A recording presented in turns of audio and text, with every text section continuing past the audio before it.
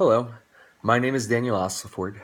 I am studying my master's in accounting from Southern Utah University, and this presentation is on giving voice to values. For the information of the viewer, I am presenting a case from Ethical Obligations and Decision Making by Minson Morris.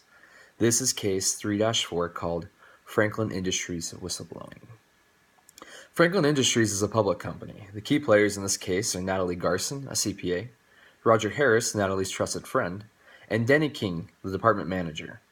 Natalie and her team have found some related party transactions between Denny, the department manager, and his sister, Victoria. Natalie's team began investigating and found what appeared to be embezzlement by Denny. She reported the situation to her superiors and was demoted from assistant manager not long after. She filed a complaint with HR claiming that she was demoted because she blew a whistle. After a review of her case, HR reported that she had been demoted for other reasons and that there was no fraud being committed by Denny King. Natalie had reasonable evidence to believe that Denny King was laundering money. Nevertheless, she lost her respect at the company and nobody believes her claims about fraud.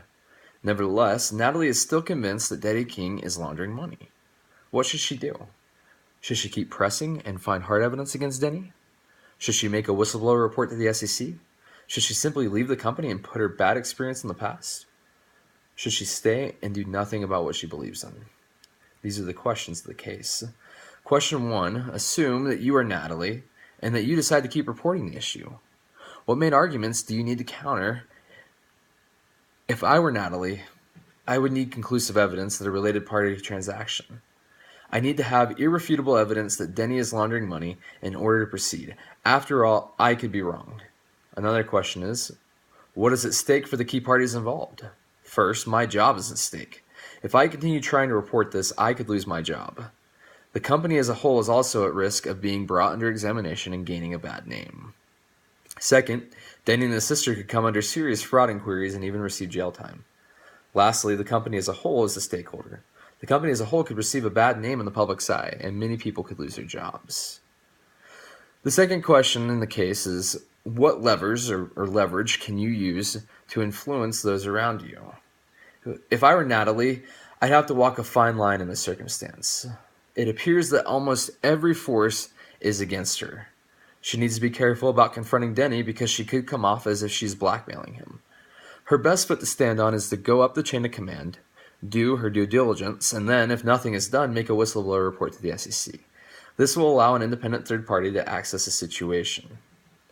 The third question is, what is Natalie's most persuasive response to those who disagree with her? Natalie needs to have a range of responses. For example, to her best friend and colleague Roger, Natalie needs to ask him if he's willing to do what is right, even though he is at risk of losing his job. To her superiors, Natalie needs to ask them if they are willing to give an honest, independent investigation into the evidence her team has found. The final question that Natalie needs to ask is, do I even have sufficient evidence to file a whistleblower claim with the SEC? I personally believe that Natalie needs to seriously consider the matter from a standpoint of independence.